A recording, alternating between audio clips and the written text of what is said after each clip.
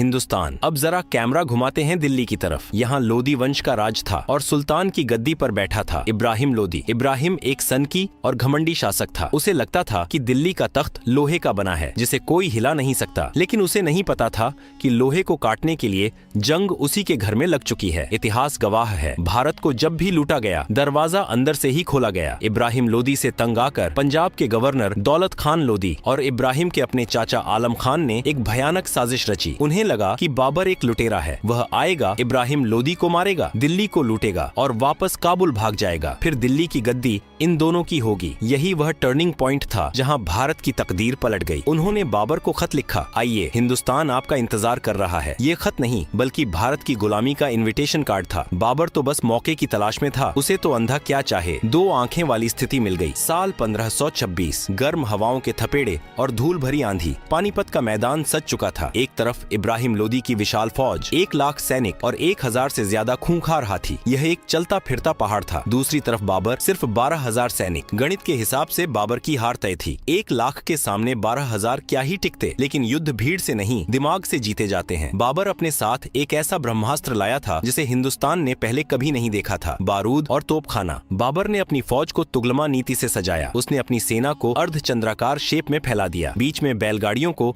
चमड़े की रस्सियों से बांधकर एक दीवार बना दी ताकि लोदी के हाथी सीधे हमला न कर सकें, और उन बैलगाड़ियों के बीच में छिपा दी अपनी मौत की मशीनें, तोपें। 21 अप्रैल की सुबह जैसे ही लोदी की सेना आगे बढ़ी, उसे लगा कि वह बाबर को कुचल देगी। हाथियों की चिंगाड़ से आसमान गूंज रहा था, लेकिन तभी धड़ाम, बाबर की तोपों ने आग उगलना शुरू किया। भारत के हाथियों ने इससे पहले सिर्फ तलवारों की खनक सुनी थी, बारूद के धमाके नहीं। तोपों की उस भयानक आवाज और आग को देखकर लोदी के हाथी अपनी ही सेना पर पलट गए। वे अपने ही सैनिकों को पैरों तले रौंदने लगे। लोदी की 1 लाख की भीड़ में भगदड़ मच गई। जो हाथी लोदी की ताकत थे, वही उसकी कमजोरी बन गए। दोपहर होते होते हिंदुस्तान का सुल्तान इब्राहिम लोदी मारा गया। उसकी लाश के साथ ही दिल्ली सल्तनत का अंत हो गया। युद्ध जीतने के बाद बाबर ने खजाना खोल दिया। उसने अपने हर सैनिक को, यहाँ तक कि काबुल की जनता को भी चांदी के सिक्के बंटवाए। लोगों ने खुश होकर उसे कलंदर की उपाधि दी। दौलत खान लोदी और राणा सांगा, जिन्होंने सोचा था कि बाबर लूटकर चला जाएगा, अब बाबर के जाने का इंतजार कर रहे थे। लेकिन बाबर ने दिल्ली के तख्त पर बैठकर मुस्कुराते हुए ऐलान कर दिया, अब काबुल की गरीबी और ठंड में वापस जाने का मेरा कोई इरादा नहीं है। यह हिंदुस्तान अब मेरा है। यह सुनते ही भारत के राजाओं के पैरों तले जमीन खिसक गई। उन्होंने अनजाने में एक ऐसे मेहमान को घर बुला लिया था जिसने अब घर पर ही कब्जा कर लिया था। बाबर ने बड़ी मेहनत से भारत में मुगलों का तंबू गाड़ा था, लेकिन उसे क्या पता था कि उसका अपना ही बेटा उस तंबू की रस्सियां ढीली कर देगा। साल 1530 में बाबर की मौत हो गई और दिल्ली की गद्दी पर बैठा उसका 23 साल का बेटा नसीरुद्दीन हुमायूं। नाम का मतलब होता है भाग्यशाली, लेकिन इतिहास गवाह है कि मुगल सल्तनत में इससे ज्यादा बदनसीब बादशाह शायद ही कोई दूसरा हुआ हो। हुमायूं एक अच्छा इंसान था, लेकिन एक बुरा राजा। राजा को शेर जैसा होना चाहिए, लेकिन हुमायूं गाय जैसा था। उसने अपने पिता की आखिरी इच्छा का पालन करते हुए सबसे बड़ी गलती कर दी। उसने अपनी सल्तनत को अपने भाइयों कामरान, अस्करी और हिंदाल में केक की तरह बांट दिया। राजनीति का उसूल है, एक म्यान में 2 तलवारें नहीं रह सकती, और यहाँ तो 4-4 थीं। भाइयों ने मुश्किल वक्त में साथ देने के बजाय हुमायूं की पीठ में खंजर घोंपना शुरू कर दिया। हुमायूं अफीम के नशे में मस्त रहता था और उधर बिहार के जंगलों में एक शेर जाग रहा था। अब एंट्री होती है भारतीय इतिहास के सबसे चालाक और दमदार किरदार की, फरीद खान, जिसे दुनिया शेर शाह सूरी के नाम से जानती है। ये कोई शाही खानदान का नहीं था, यह एक मामूली अफगान जागीरदार का बेटा था जिसने मुगलों की फौज में एक साधारण सिपाही की तरह नौकरी की थी। उसने मुगलों को बहुत करीब से देखा था। वह अक्सर अपने साथियों से कहता था, ये मुगल अभी नया नया गोश्त खा रहे हैं, इन्हें भारत से खदेड़ना मेरे बाएं हाथ का खेल है। हुमायूं अपने ऐशो आराम में डूबा था। उसे लगा कि शेर शाह तो एक छोटा मोटा बागी है, लेकिन यह छोटा बागी अंदर ही अंदर अपनी ताकत बढ़ा रहा था। उसने बिहार पर कब्जा किया और फिर बंगाल की तरफ बढ़ा। साल 1539 हुमायूं की नींद टूटी और वह अपनी फौज लेकर शेर शाह को सबक सिखाने चला। दोनों सेनाएं चौसा बिहार के मैदान में आमने सामने थीं, लेकिन शेर शाह सूरी लोमड़ी जैसा चालाक था। उसने हुमायूं पर तुरंत हमला नहीं किया, वह इंतजार करता रहा बारिश का। जैसे ही बरसात शुरू हुई, मुगलों का कैंप, जो निहायत ही बेवकूफी से नदी के किनारे निचले इलाके में लगाया गया था, पानी में डूबने लगा। उनकी तोपें कीचड़ में फंस गईं, बारूद भीग गया। बस फिर क्या था, शेर शाह ने रात के अंधेरे में भूखे भेड़िए की तरह हमला कर दिया। मुगल सेना गाजर मूली की तरह काटी गई। बादशाह सलामत अपनी जान बचाने के लिए घोड़े समेत गंगा नदी में कूद गए। तैरना आता नहीं था, डूबने ही वाले थे कि एक निजाम नाम के भिश्ती ने उन्हें अपनी मशक हवा भरी हुई चमड़े की थैली के सहारे बचा लिया। सोचिए, जिस मुगल ने भारत को जीतने का दम भरा था, आज उसकी जान एक चमड़े की थैली पर टिकी थी। हुमायूं जान बचाकर आगरा भागा, लेकिन शेर शाह रुकने वाला नहीं था। अगले ही साल 1540 में बिलग्राम कन्नौज में फिर युद्ध हुआ। इस बार हुमायूं के पास न तोपें थीं, न हौसला। शेर शाह ने उसे ऐसी पटखनी दी कि हुमायूं को न सिर्फ दिल्ली बल्कि पूरा हिंदुस्तान छोड़कर भागना पड़ा। भारत में मुगल साम्राज्य का दी एंड हो चुका था। 15 साल तक भारत पर शेर शाह सूरी और उसके वंशजों का राज रहा। शेर शाह ने इन 5 सालों में वो काम कर दिखाए जो मुगल 50 साल में नहीं कर पाए। उसने जीटी रोड बनवाई, रुपया चलाया और डाक व्यवस्था सुधारी। इधर हुमायूं की हालत भिखारी जैसी हो गई थी। वह सिंध और राजस्थान के रेगिस्तानों में भटक रहा था। अपने भाइयों के पास मदद मांगने गया तो उन्होंने दरवाजे बंद कर लिए। इसी बदनसीबी और निर्वासन के द्वार में अमरकोट के हिंदू राजा राणा वीरसाल ने मानवता दिखाई और इस मुस्लिम भगोड़े को अपने महल में पनाह दी। यही वह जगह थी जहाँ 15 अक्टूबर 1542 को हमीदा बानो की कोख से एक बच्चे का जन्म हुआ, जलालुद्दीन मोहम्मद अकबर। जरा विडंबना देखिए, भविष्य का मुगल ए आजम एक हिंदू राजपूत के घर में पैदा हुआ था, जबकि उसका पिता बेघर था। शायद यही वजह थी कि अकबर की रगों में कट्टरता नहीं बल्कि भारत की मिट्टी की महक थी। कहते हैं वक्त का पहिया घूमता जरूर है। 1545 में कालिंजर के किले को जीतते समय बारूद के फटने से शेर शाह सूरी की मौत हो गई। शेर शाह के मरते ही सूर साम्राज्य ताश के पत्तों की तरह बिखरने लगा। उसके उत्तराधिकारी कमजोर और निकम्मे निकले। हुमायूं, जो अब तक ईरान के शाह की मदद से अपनी ताकत बटोर रहा था, ने देखा कि लोहा गर्म है। 1555 में यानी 15 साल बाद वह वापस लौटा। उसने सरहिंद की लड़ाई में सिकंदर सूरी को हराया और दोबारा दिल्ली के तख्त पर कब्जा किया। मुगल वापस आ चुके थे, लेकिन हुमायूं की किस्मत में सुख ज्यादा दिन का नहीं था। जनवरी 1556 की एक शाम वह अपनी लाइब्रेरी दीनपनाह भवन में किताबें पढ़ रहा था। अजान की आवाज सुनकर वह नमाज के लिए तेजी से सीढ़ियों से नीचे उतरने लगा और तभी पैर फिसला। वह लुढ़कते लुढ़कते नीचे गिरा और सिर में गहरी चोट लगने से उसकी मौत हो गई। एक प्रसिद्ध इतिहासकार ने हुमायूं पर क्या गजब का तंज कसा है। हुमायूं जिंदगी भर लड़खड़ाता रहा और लड़खड़ाते हुए ही अपनी जान दे दी। हुमायूं कसा है। हुमायूं जिंदगी भर लड़खड़ाता रहा और लड़खड़ाते हुए ही अपनी जान दे दी।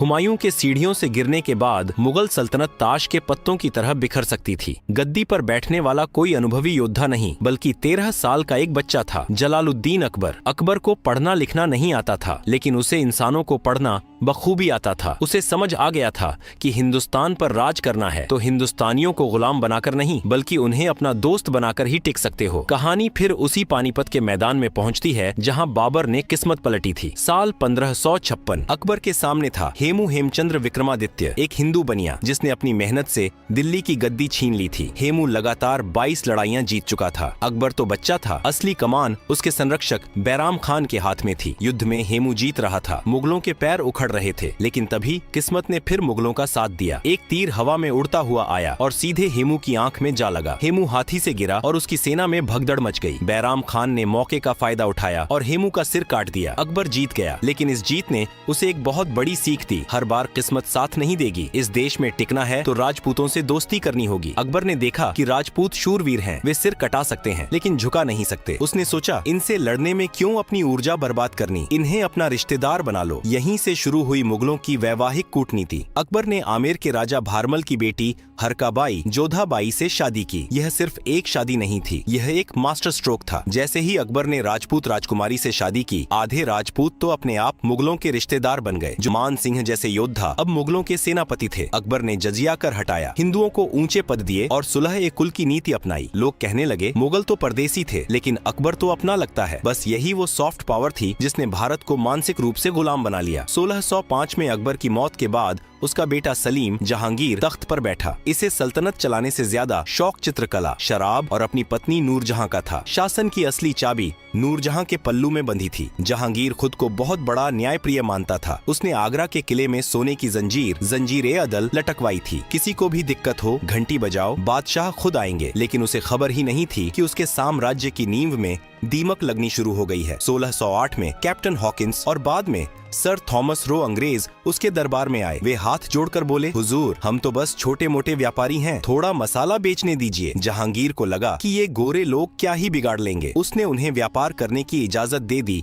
सूरत में फैक्ट्री लगाने की परमिशन। यही वह गलती थी जिसे इतिहास कभी माफ नहीं करेगा। जिस ईस्ट इंडिया कंपनी को जहांगीर ने दुकान खोलने की जगह दी, वो आगे चलकर पूरा मकान भारत ही हड़प लेगी। जहांगीर के बाद 1627 में गद्दी पर आया शाहजहां। इसे इंजीनियर बादशाह कहिए तो गलत नहीं होगा। इसके द्वार में भारत दुनिया का सबसे अमीर देश दिख रहा था। उसने अपनी बेगम मुमताज की याद में ताजमहल बनवाया, दिल्ली में लाल किला खड़ा किया और जामा मस्जिद बनवाई। उसने दुनिया का सबसे महंगा सिंहासन तख्त-ए-ताउस मयूर सिंहासन बनवाया, जिसमें बेशकीमती कोहिनूर हीरा जड़ा था। ऊपर से सब कुछ गुड़ गुड़ लग रहा था, लेकिन हकीकत कुछ और थी। इन इमारतों को बनाने में शाहजहां ने पानी की तरह पैसा बहाया। जब आगरा में ताजमहल बन रहा था, तब दक्कन दक्षिण भारत में भयानक अकाल पड़ा था। लोग भूखे मर रहे थे और बादशाह संगमरमर तराशने में व्यस्त थे। किसानों पर टैक्स का बोझ इतना बढ़ गया कि वे बर्बाद होने लगे। शाहजहां ने भारत को सुंदर तो बनाया, लेकिन अंदर से खोखला कर दिया। वह अपनी शान और शौकत में इतना मगन था कि उसे पता ही नहीं चला कि उसका अपना ही बेटा उसके खून का प्यासा हो चुका है। शाहजहां के 4 बेटे थे, दारा शिकोह, औरंगजेब, शुजा और मुराद। शाहजहां चाहता था कि उसका बड़ा बेटा दारा शिकोह, जो अकबर जैसा उदार था, राजा बने, लेकिन उसका तीसरा बेटा औरंगजेब एक अलग ही मिट्टी का बना था। वह न संगीत सुनता था, न शराब पीता था। उसे सिर्फ एक नशा था, सत्ता और कट्टरता का। 1658 में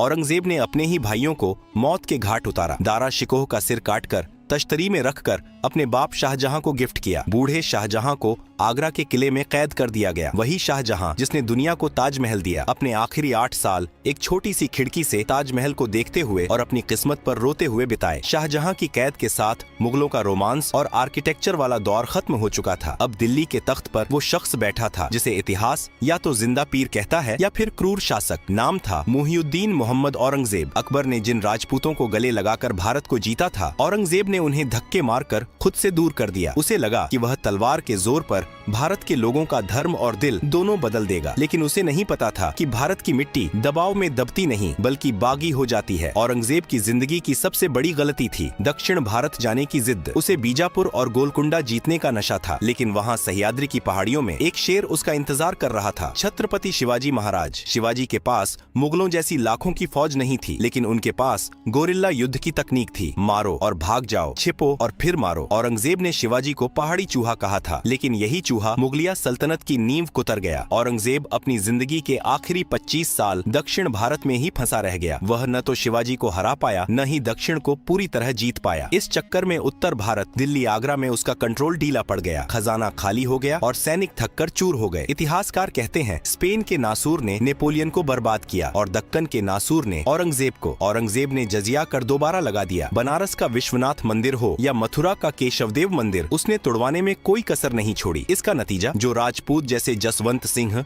और जय सिंह मुगलों की तलवार बनकर लड़ते थे, अब वे मुगलों के खिलाफ हो गए। पंजाब में सिखों ने बगावत कर दी। गुरु तेग बहादुर का शीश कटवाकर और गुरु गोविंद सिंह के बच्चों को दीवारों में चुनवाकर औरंगजेब ने सोचा कि उसने डर कायम कर दिया, लेकिन असल में उसने खालसा को जन्म दे दिया था, जिसने आगे चलकर मुगलों की ईंट से ईंट बजा दी। 3 मार्च 1707 को 88 साल की उम्र में औरंगजेब की मौत हो गई। वह मरते वक्त अपने हाथ में तस्बीह माला लिए अपनी गुनाहों की माफी मांग रहा था, लेकिन तब तक बहुत देर हो चुकी थी। उसके मरते ही मुगलों में वही पुराना खेल शुरू हो गया, गद्दी के लिए मारकाट। लेकिन इस बार गद्दी पर बैठने वाले शेर नहीं बल्कि गीदड़ थे। बहादुर शाह, जहांदार शाह, फर्रुखसियर, ये सब नाम मात्र के बादशाह थे। किसी को शराब का शौक था तो किसी को दरबारियों के इशारों पर नाचने का। सबसे मशहूर नमूना था मोहम्मद शाह रंगीला। भाई साहब को कथक देखने और शराब पीने से फुर्सत ही नहीं थी। उसे खबर दी जाती कि दुश्मन हमला करने वाला है तो वह कहता, हनोज दिल्ली दूर अस्त, अभी दिल्ली दूर है, बाद में देखेंगे। जब घर का मालिक कमजोर हो तो चोर दरवाजे नहीं खटखटाते, सीधे अंदर घुस जाते हैं। 1739 में ईरान का लुटेरा नादिर शाह भारत आया। उसे पता था कि दिल्ली का बादशाह रंगीला एक नंबर का डरपोक है। करनाल के युद्ध में नादिर शाह ने